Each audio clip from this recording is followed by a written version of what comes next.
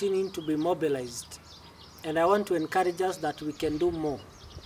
In the last episode, we talked about open opportunities, and we are grateful to God for that.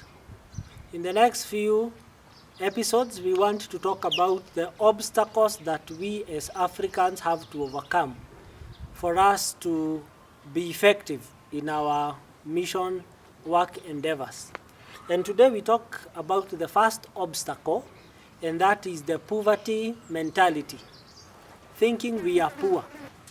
We are not poor as Africans. We have many resources that we can harness, that we can make good use of to better our lives and to support the work of God. So this issue of most of the time saying we are poor, we have to get rid of that mentality. In one of the Proverbs, it says, as a man thinks in his heart, so is he. And I know we are very good at mobilizing one another, making use of our social capital, even to raise funds. We are good at Harambee, coming together to support one another. And that is something we can even use in missions work, to go out and to give and to pray, and even to host and to welcome people who are involved in mission work. So I am an African, and I see when someone dies, we really come together and we raise funds for burials. We raise funds when our loved ones are getting married. We raise funds when there is a medical bill to be sorted. We are very good at coming together. And this coming together is something we can harness so that we are better together, So may God help us. I know it's something that is not easy to do, but we have to keep the poverty mentality away. Because again, remember, poverty is not an excuse why we cannot be involved in what God is doing among the nations. There are people who are poor in the Bible, but they still give.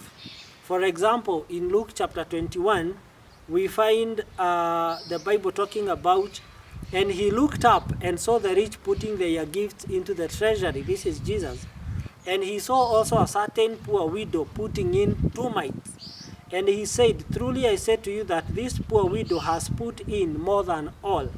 For all this, out of their abundance, have put in offerings for God. But she, out of her poverty, put in all the livelihood that she had. So poverty mentality we have to put away. And also being poor is not an excuse why we should not be involved. There are many ways, and may God give us creativity where, from where we are, we can be involved in the work of God.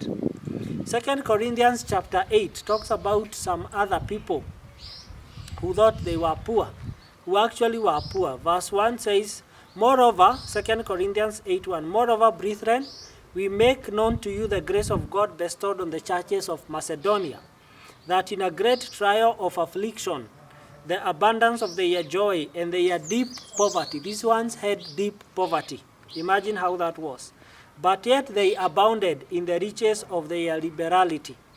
For I bear witness that according to their ability and beyond their ability, they were freely willing, imploring us with much urgency that we would receive the gift and the fellowship of the ministering to the saints.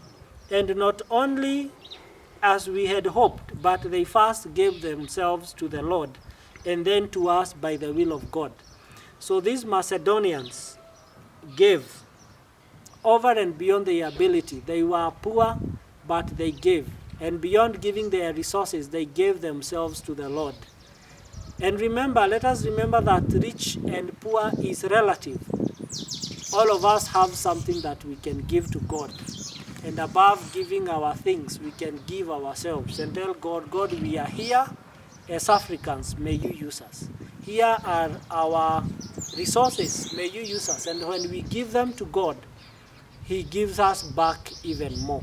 So may God bless us and let us overcome this first obstacle of saying we are poor. We are not poor as Africans. God bless you. See you next time.